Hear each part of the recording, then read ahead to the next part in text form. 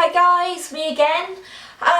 Firstly, I want to say how overwhelmed I am with the messages of support for the new tutorials and information videos for the channel. I can't believe how much people seem to appreciate them. I can't believe how many people can relate to them, and that especially one really took off. And the amount of positive feedback I got with this particular one was absolutely phenomenal. Okay, it was lovely to hear about other people who are in the same situation. I did receive an email earlier on in the week which in particular stood out. Now, the lady who emailed me has very similar conditions to myself, and she actually sent me a load of questions. So the first question that was asked was, are owner-trained assistance dogs trained independently? Do they have the same access rights as those part of ADUK? Right, first things first, yes they do, okay? ADUK is a voluntary coalition. It is not a legal requirement for assistance dog partnerships to join. Many people choose to go down the Big 8 charity route, which are the likes of guide dogs, hearing dogs, dog aid, support dogs, medical detection dogs, Dogs for Good, Canine Partners, Pathfinder dogs, etc. Okay, I think there's going to be more soon added to the list. Okay, lots of people assume that unless they're part of a charity, an ADUK charity, that they're not real assistance dogs here in the UK. That is actually incorrect. Okay, being a member of ADUK, you have to be an organisation. Okay, so you can't be an individual partnership. So you can't just sign your dog up to ADUK, have your owner trained it. You have to go through the likes of guide dogs, hearing dogs, Dogs for Good, etc, etc. Okay, now don't get me wrong, I think these charities do an absolutely phenomenal job matching people every day, training dogs, looking after dogs, volunteering. I am not knocking them at all. However, what I will say is it's not the only route to go down, and there's advantages and disadvantages for both, but I'm going to concentrate on owner training independently. Okay, so there's many ways that you can owner train. Okay, one is completely independently. The Equality Act of 2010 states your dog must be of a prescribed charity or prescribed category, and must be able to mitigate must be able to mitigate your dogs that must be able to mitigate your disabilities. Okay, so as long as you have a dog in the eyes of the law that is able to do that, is of a prescribed charity or prescribed category, and is able to mitigate your disabilities, that is completely legal, and your dog is treated as an auxiliary aid, which means your assistance dog that you've chosen to independently owner train or owner train with a charity is treated with the same legal weighting as the likes of a hearing aid, a wheelchair, or any other sort of disability aid or reasonable adjustment. Use any distinguishing uniform for Betsy out and about? And the answer to this is yes. For the last couple of years, I've managed to set the amount of support that I need in general for day-to-day life, and I did wonder whether putting the words assistance dog on Betsy would make me appear more vulnerable. Now, so because of that, I only put the words working dog on her. Okay, working dog is factually correct. However, what I found talking to friends, that people with lots of words all over their dogs, and I've seen talking to people online that have similar conditions, I've used jackets with loads of like Etsy patches all over their dogs, and to be honest, it causes more attention, and I don't want, when I'm overloaded or overwhelmed, for someone to be taking ages to read my dog to see what it all says, like some sort of weird assistance Christmas tree. Okay, I wanted it to be very clear. I'm working, let me get on with it.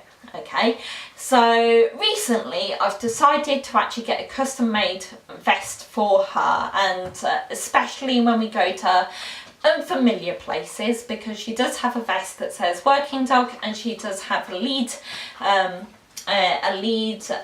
sleeve that says working dog, do not distract as well. Now I decided to get this change because we're travelling a lot more to unfamiliar places where people might not know us and might not realise that she is an assistance dog. And actually a couple of times, funnily enough, she actually got confused for a police sniffer dog, and I have to make it very clear, no, she's not a drugs dog, she's not going to detect bombs or anything like that. She is my assistance dog, and I have trained her tasks to help me.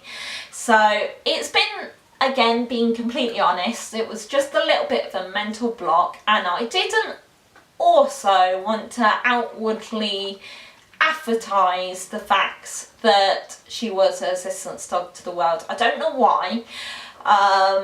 I almost, like I described in my first video, I thought people would be quite judgmental about it, because I get a lot of judgy people anyway because my invisible disabilities.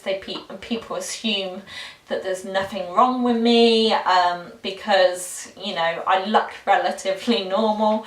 The funniest things that I can one of the funniest things I saw on the internet a couple of weeks ago during Autism Awareness Week was the hashtag do I look autistic yet?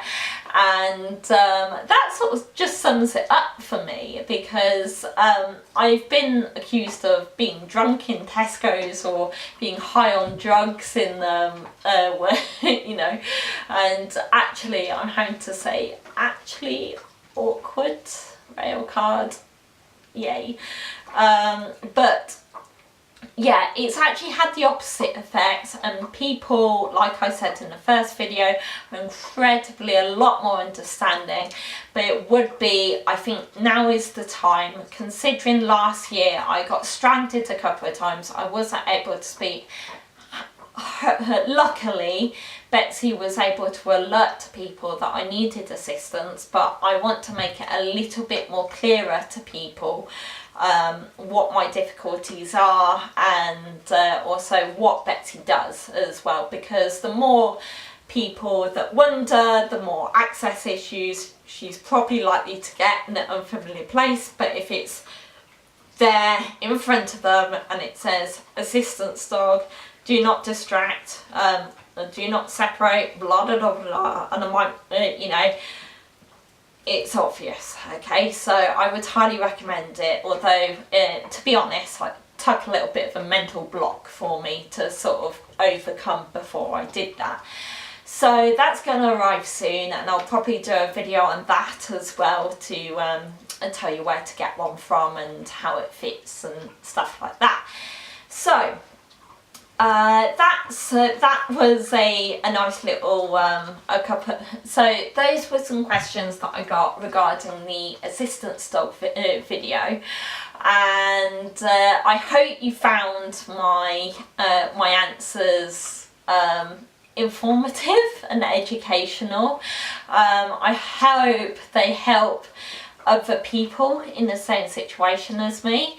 Oh yeah, before I go, there's actually charities out there that don't fall under the ADUK umbrella that will actually help you train your own dog to your individual needs and requirements.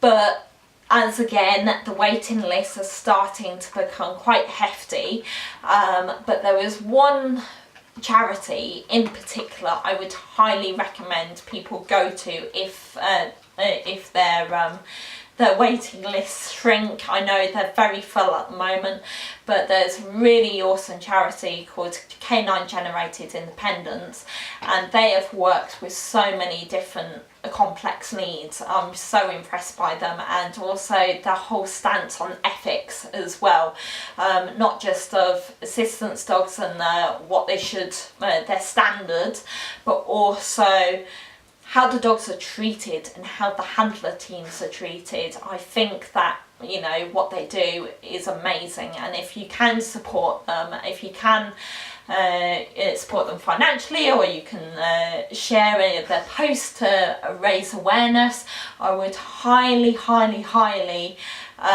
recommend giving Canine Generated Independence a big thumbs up.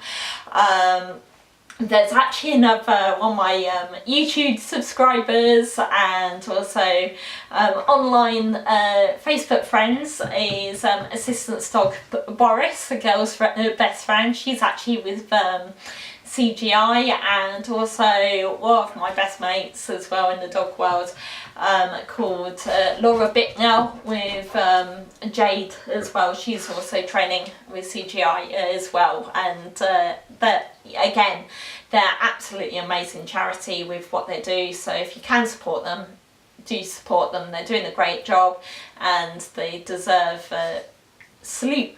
I can't even salute, but salute. Okay, so I hope you enjoyed this video, found it informative, educational. If you did enjoy it, give us a thumbs up. If you didn't, leave us a constructive comment below and we'll try and answer questions.